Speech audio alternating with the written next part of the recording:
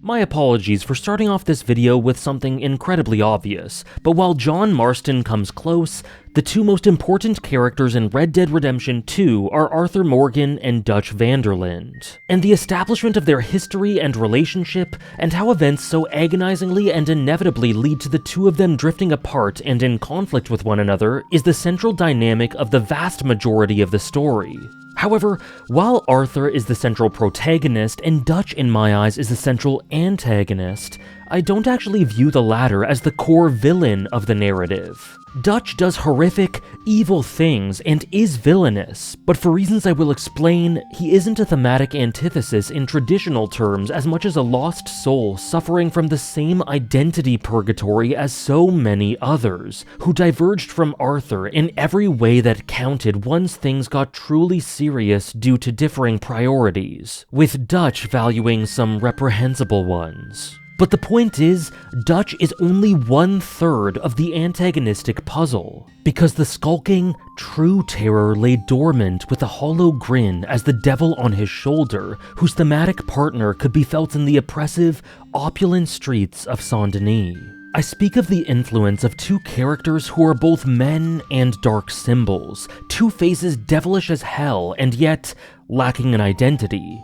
Dutch is the central antagonist, but to me, while his descent was inevitable and while he was damaged and doomed from the start, the enemy that exacerbated it is represented by both our two secondary antagonists and yet simultaneously by something else entirely that they represent. Something abstract and archetypal that is unfortunately eternally relevant and resonant. While Red Dead Redemption 2 is defined in ways by its Western roots, part of the reason it is so brilliant is because the story it tells cannot be bound by genre or aesthetic.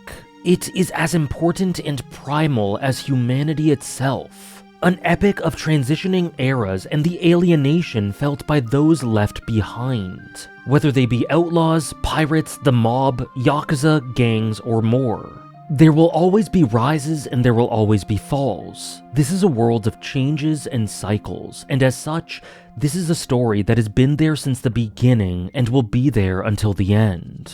And that's why the multiple faces of Red Dead Redemption 2's evil are so terrifying. I got you now, Black Lung! Rat! You rat! I'm a survivor, Black Lung! A survivor! That's all there is! Living and dying!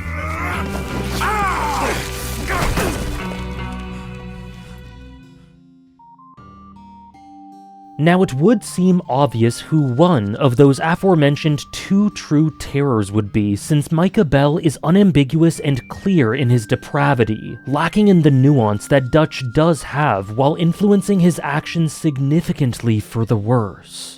Described as absolute scum by basically every protagonistic character in the story, Micah is disgusting and hateful, dehumanizing the women and minorities, mocking Arthur's illness, committing acts of slaughter without any remorse, and just generally being the most unpleasant person in existence. He's probably the most outwardly disgusting video game character I've ever seen, a total joy to love to hate. But there's more to it than that. Micah is all at once the devil, bottom-of-the-barrel scum, a parasite, and a puppeteer. He deftly influences Dutch, seemingly entranced by him, but ultimately controlling him more and more throughout the story until he is the one with the power as things reach a devastating apex. And this is because of what Micah Bell represents. He works his way in and exploits and manipulates the vulnerability, fear, and weakness of man, because he is the symbol of the ever-present darkness of humanity. Self-serving, greedy, cold, violent, and lacking in any love or compassion. Someone concerned with only his own self, who sees no value in morality, principles, honor, connection, or goodness, only in victory and survival through horrific methods. He is a parasite, latching on, infecting others to his ends and poisoning them with his cynicism and destruction. But aside from the intoxicating rot that he represents, another reason why he distinguishes himself is because he has a bizarre sense of clarity. In a world where the likes of Arthur, John, and Dutch are stuck in between, not sure of exactly who they are, Micah knows exactly who he is and owns it. So there is something stark and impressive about that to those too clouded to see, and it's why Micah, despite being a worm, is simultaneously blessed with a charisma that hypnotizes those who are vulnerable. Clarity through chaotic darkness, simplicity through survival. There's a reason outside of the obvious that Micah laughs with glee after killing Arthur in the low honor ending. Because in this scenario, what Micah represents, the eternal darkness of humanity, has beaten Arthur. Arthur lost his battle against his inner giant, and Micah won. Whenever humanity's darkness wins, Micah wins, and so it's appropriate that in every single ending, Arthur fights against Micah to varying results. Because that is Arthur's fight, and in more symbolic, abstract terms, Micah and all that he is the most ever-present enemy to take on in the world. Humanity always fights a battle to not give in to that darkness against their demons, and they always fight a battle against those who lose to those demons. Listen, what will be, will be. Ain't nothing a fella can do about it. Ain't no one changing nothing. I got all kinds of crazy in me. Ain't nothing I can do about that. Ain't my fault. Ain't no one's fault. Just live your goddamn life, and when it's time, go out shooting. Ain't no pity. Ain't no guilt. Ain't none of that. Don't mean nothing. Ain't nothing. The sooner you fools accept that, better you'll be as men. It's kill or be killed. And right now, plenty of folk want our kind dead. So we kill. And them of us that's too weak or too unlucky, they'll be killed.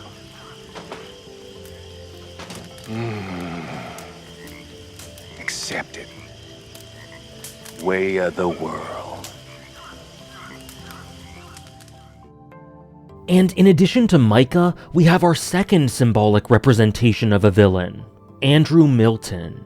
Milton is a detective with the Pinkertons hired by Leviticus Cornwall to pursue Dutch and the gang after they rob his train, and he is relentless and machine-like in that pursuit primarily because of what he too personifies. You enjoy being a rich man's toy, dear. I enjoy society, flaws and all. You people venerate savagery, and you will die. Savagely, all of you. Oh, we're all gonna die, Agent. Some of us sooner than others.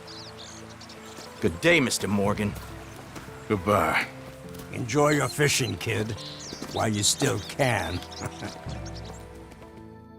Milton dons the mask of civil society, hunting down people for the sake of sophisticated order, but he will stop at nothing to this end, and his methods and core motives are just as, if not more, monstrous and malevolent than the devils he claims to be rescuing society from. He is quote-unquote civilization, and civilization in this context is a convenient mask used by those in power who adhere to the status quo. And despite it being a mask, he doesn't particularly try to hide this. Civilization is a flimsy justification for those on top to use to enact their own form of oppression under the guise of protecting society from oppressors. But that is a yoke and a veneer to hide a corruption so monstrous that civilized society pretends it doesn't exist for their own convenience.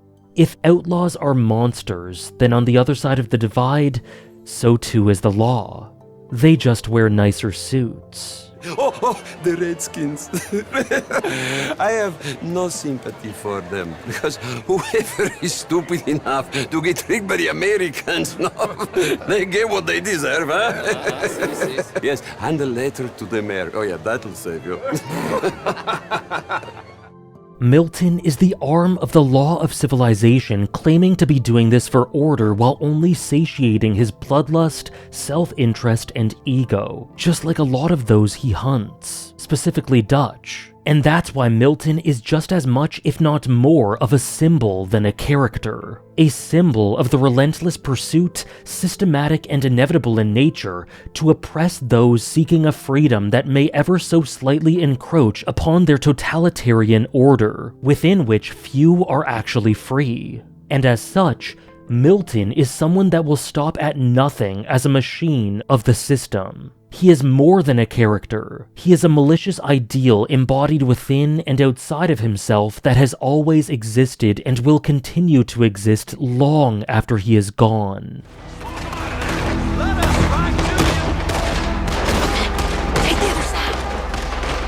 Mistook it for weakness. Now I will show strength, and you may mistake it for brutality. There is no escape for any of you. I shall hunt you to the ends of the earth and the end of time. I killed your friends. Really start to irritate me. Each and every one of you. Drop that man. As I said, Red Dead Redemption 2 is about how the world moves forward relentlessly and discards our outlaws as it slowly but surely blocks out the remaining spots of the map where they can live free. It's a setting that tells them to sink or swim along the tides of a rapid progression that casts them out. And those who cannot adapt must either live a life ill-suited to them or stick to a dated ideal that leaves them persecuted, leading to a potential path to monstrosity and self-destruction. Now, of course, life is complex, and there are more than two answers here, but it's hard for our characters to see much else, and so a lot of them spend time lingering in between choices and lives, not seeing much for themselves and simply trying their best to leave behind a legacy loyal to their heart. In every era this is true, and as mentioned, the world works in cycles. It is ruthless and it moves on from people, with civilization trying to snuff out those who don't fit in with their strict customs. And in this vein, the symbols of Micah Bell and Andrew Milton are unfortunately eternal. These characters are more than characters, they are more than individuals. They represent an ever-present element of humanity. Micah Bell, the dark, snake-like, malevolent, and self-serving instinct to survive at any cost. Spirit and morals and compassion be damned. The type that preys upon the vulnerable and infects them to reflect that very darkness. And Andrew Milton, the monstrous head of society that cruelly deceives, oppresses, and pretends that it isn't more evil than those it claims it is defending the world from. And so with this in mind, it makes total sense that in the end,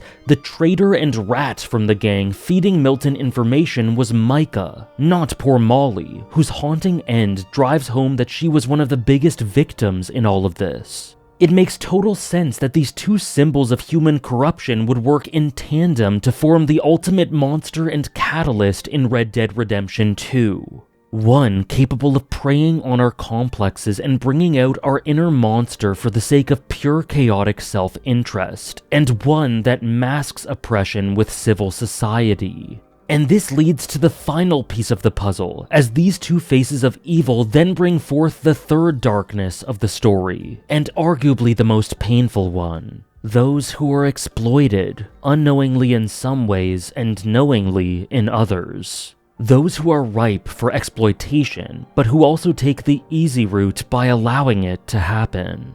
Dutch Vanderland is a horrible person who bears the full responsibility for his own sins, but in a way he is also prey for the two antagonists, and for his own vulnerabilities. The official game guide describes Dutch as such.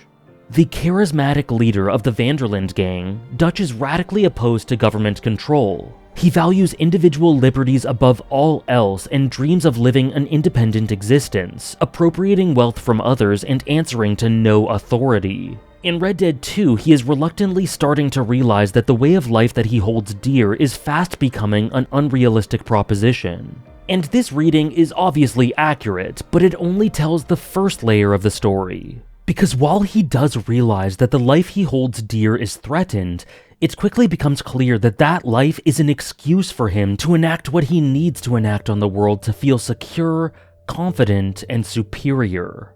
His father dead at a young age, his mother and him estranged, Dutch ran away as a young teenager and formed ideals valuing liberty and freedom above all else to reinforce his yearning for independence from all. As such, as a nail to be hammered down, Dutch grew up oppressed, an outcast, knowing that the world wanted him gone. And so, he dreamed. To have a kingdom of his own, to be strong, to have influence and power. A constant aspiration to be on top to lord over those who lorded over him. Those who experience a trauma use the specific methodology of that trauma to feel in control of it and rule over others, and that's how Dutch aspires. He loves and values connection and family, but even more than that, he needs to trek his way to the top because his fragile pride and ego require him to not confront his insecurities and feelings of inferiority. But the problem with this is that not only is reaching the top nearly impossible for someone in Dutch's situation, but in a hypothetical world where he does, he would find himself forlorn. And so he constantly shifts the goalposts of his and the gang's endeavors so that he can keep fighting. They constantly just need one more big job, one more haul, to get to this far-off place so close yet so far from freedom. But every time, this just leads to more death and trouble, and even when they reach a place that reflects this yearning for the beyond in Guarma, conflict is inescapable, and it's actually even more weaponized than we knew. And guess what?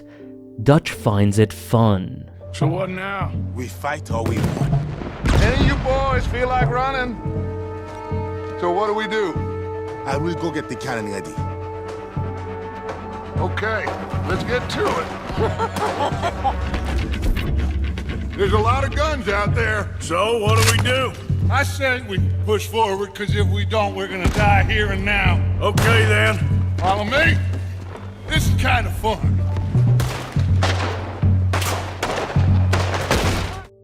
There are so many layers and complexities to his mind, but the more the story goes on, the more it becomes clear that Dutch simply needs to feel power at any cost, in any way, in a world that doesn't want to cooperate. He reads Evelyn Miller and philosophizes to appear highly educated and lord over the gang with his teachings, but due to the foundation of this being built upon flimsy ego, he is highly insecure and insulted when Lenny and Uncle push back, to the point where the mask slips and we see something terrifying.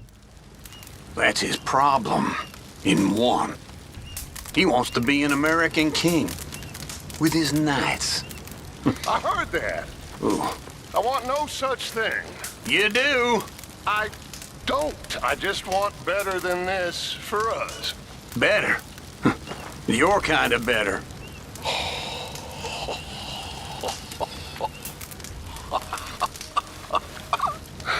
Oh, I can't stay mad at you, old man. Okay. But right now, I'd like to kill you.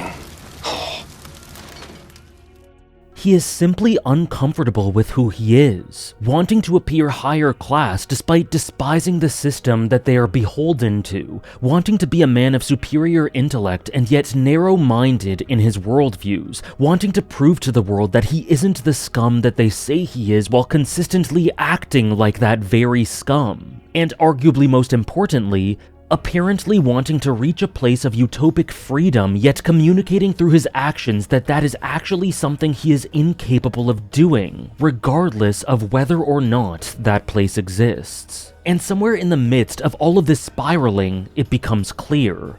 Dutch is someone who will lead the people who depend on him into certain doom.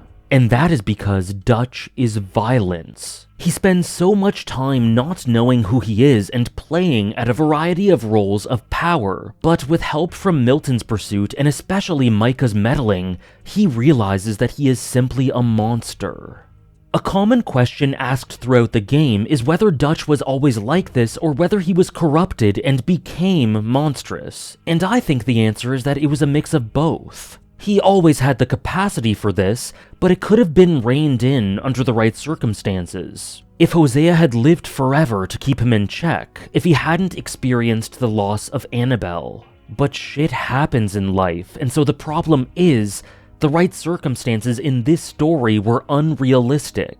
And so while I do believe that Dutch loves those around him and wants the best for them, that desire is not as important to him as his own priorities. So he also uses them for his ends. To feel good, to be his soldiers rather than genuine people. So it was always ephemeral, and things were always doomed. Even in a hypothetical world where Micah never shows up, in my opinion. He's a big fish in a small pond, who enjoys playing at being someone of class and education, and who sees himself as potentially capable of roughing it with the big boys and aristocrats of the world as a way of rubbing their noses in it. But one interaction with Bronte, and it becomes clear that he is completely out of his depth in this department, so insecure, sycophantic, and ultimately childish that Hosea and even Arthur feel more confident at the party.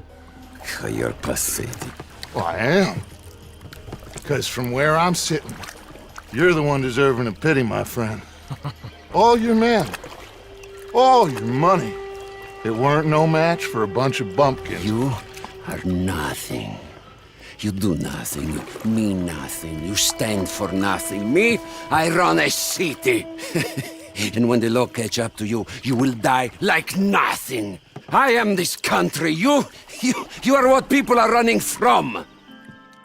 Dutch's sense of identity and self is so fragile, so lacking in foundation, that it crumbles when things get uncomfortable. And when it becomes clear that he will never earn a seat at society's table, that he will always be called dirty and low by the likes of Bronte, he gives up on that and moves the goalpost, killing the man that represents this reality in the lowest place possible while spouting platitudes of freedom and peace, but it's always the same with him. He is scared of vulnerability, scared of being left alone, and so he gaslights and hardwires others into a dogmatic quote-unquote loyalty for the sake of continuing his crusade to not feel small.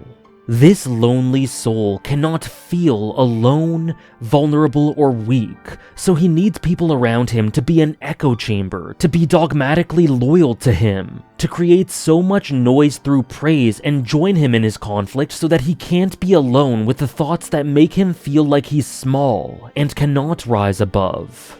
I don't really know what you're talking about. No. I'm just being silly. Odd. You know me. And I know you.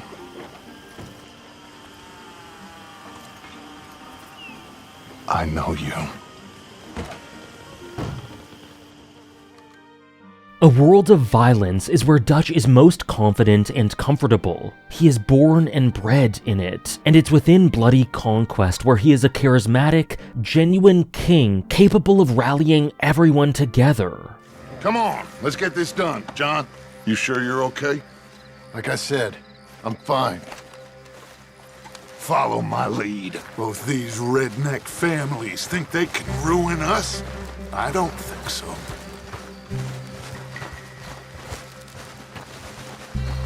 There they are. Who steals a goddamn boy? I'm gonna let fly at those sons of bitches!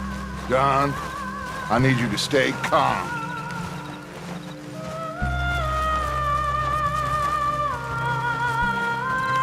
Get down here now, you inbred trash! And these moments where he fully embodies the charismatic king that he tries to be are truly something to behold. They are not false. They're true moments of togetherness and family, and Dutch would not have captured the hearts of the gang if he wasn't capable of an enchanting charisma and a genuine warmth. But the problem is that these moments are fleeting, and they grow so few and far between because Dutch must always act in this way, must always kill and seek danger with the most vague, flimsy justifications tying it all together. And this is the answer. He seeks out conflict because it's the simplest, most gratifying way for him to not feel weak. For him to not confront the fact that if he were to reach a utopia of peace, he would just become bored and seek out more conflict to avoid the voice inside his head telling him that he is lesser. And I think he also convinces himself that maybe he can be the man that he claims to be, a man worthy of the love that people shower him with, if he somehow kills all his enemies. I think a part of him does yearn for Tahiti for the sake of those who follow him. But the giant that screams out for conflict wins every time. Dutch is one of the most layered and fascinating psychologies I've seen in any fictional character, and every line of his is substantial and additive to who he is, and in retrospect, this spiraling and conflict was inevitable and easy prey for someone who could get in there and be the temptation, the devil on his shoulder, to make the wrong decisions feel like the right ones. And it ends in a fascinating back-and-forth duel in the latter stages of the story where he slowly becomes more dependent on Micah, where his path of blood to the supposed promised land ends up being one that he allows Micah to take advantage of. Because it's easy, and there's an indolence and comfort in deferring and still feeling in power at times, and it gets to the point where at the end of the game where Dutch's world is shaken, Micah is the active leader, calling the shots, holding the power, even adding members to the group to form his ideal crew. And while Dutch was exploited, he allowed himself to be exploitable, a weakness in ceding to one's inner darkness that is the core of so much conflict, and terrifying as a result.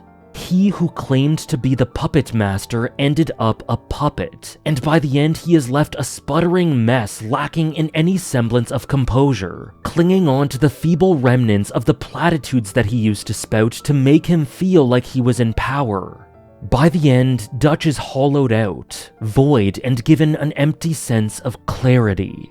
That no matter how much he tries to pretty it up with philosophy, he himself is a monster that puts himself first and fights for the sake of fighting, whose constant aspirations and moving of the goalposts amount to one thing: a need for violence to distract himself from the fact that he is feeble and brittle and scared.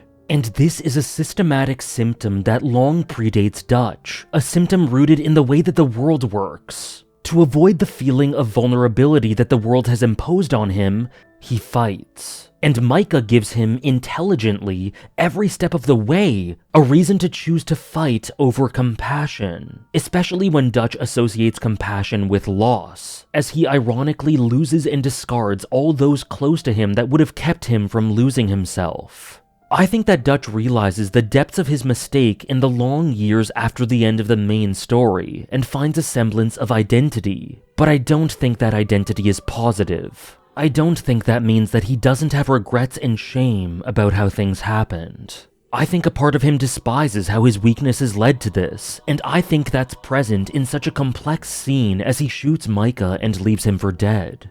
It makes you wonder, is he simply impulsively eliminating someone that destroyed his life? Is he hoping for atonement? Does a part of him want to spare John the deed, while also lamenting that John made the effort to come all this way anyway, a disappointed father seeing his son make the wrong choice as he did? Does he resent that John seems to have the chance to walk free? Does he despise that Micah exacerbated how much he became someone who shamed the gang who loved him? And does he realize that he could not face up to that?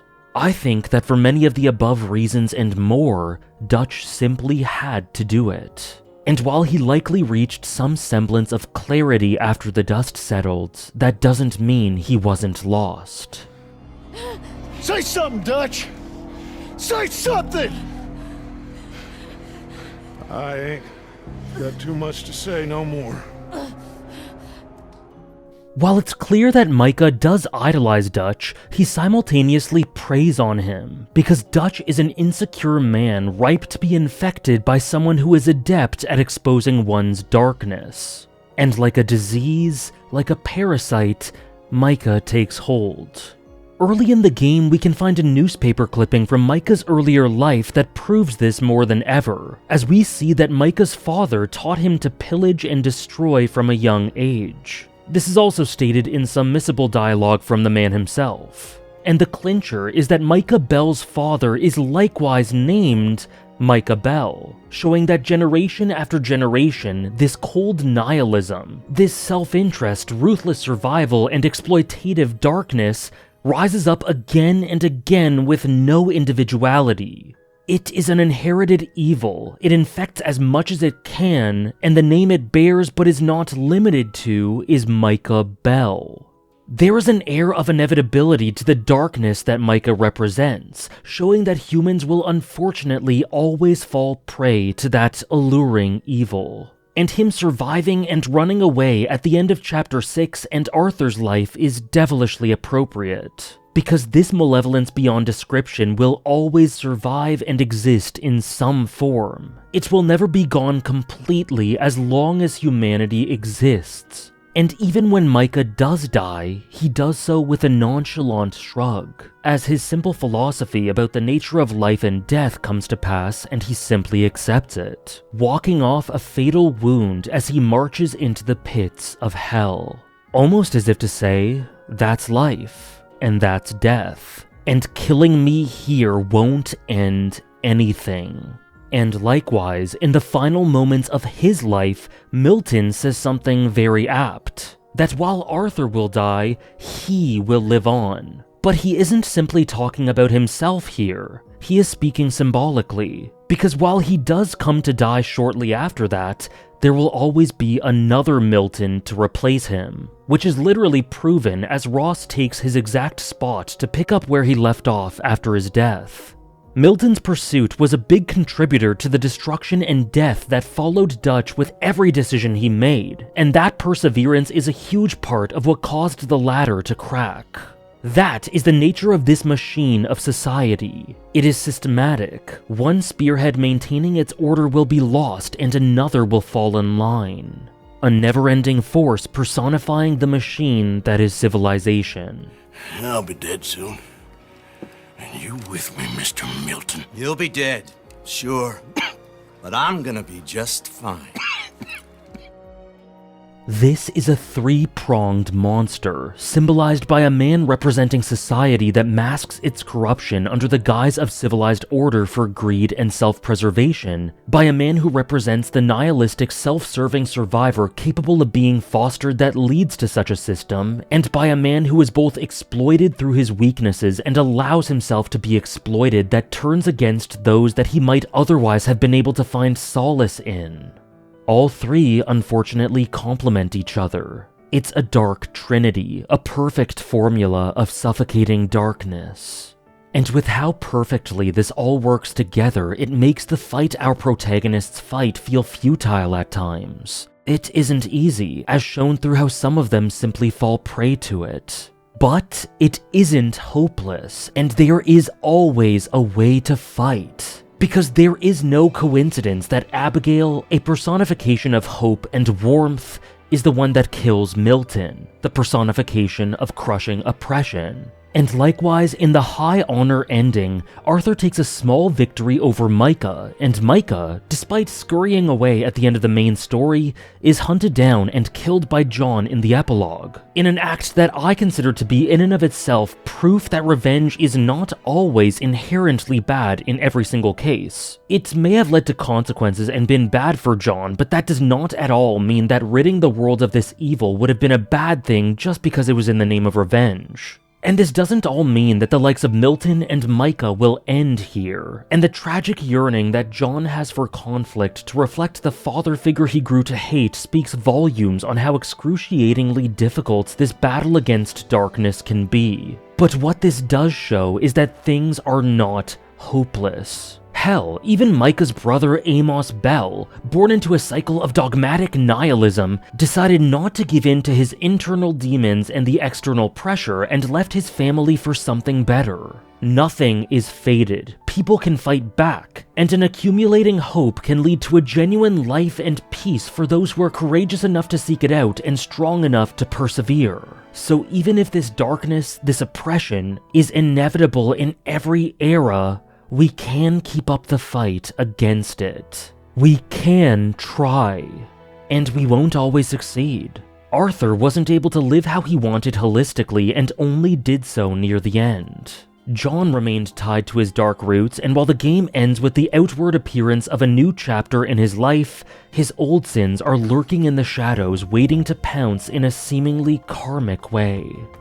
Dutch became lost the moment his fragile veneer was crushed, and despite realizing what Micah did to him, his path was set regardless of a couple of very complex moments of nuance. But while darkness and violence born from oppression or otherwise will always take victims, the little things we pass on, the tiny victories, do mean something and can forge a future for those ahead of us, those around us, and those who combat tyranny. I guess I'm afraid. There is nothing to be afraid of, Mr. Morgan. Take a gamble that love exists and do a loving act. Just as that darkness and oppression is a constant as a result of mankind's selfishness, pride, ego, darkness, and greed, so too is kindness and hope and light as a result of mankind's goodness. It is possible to thread the needle and find the light beyond, a happiness seemingly unattainable, and pulled in all directions, firmly rooted in place, unshaken and unbroken. That is something worth fighting for oneself and for the people we leave behind. Many thanks for watching. I tried. In the end, I did. There's a lot of ugly in this world, but sure as hell is a lot of beauty.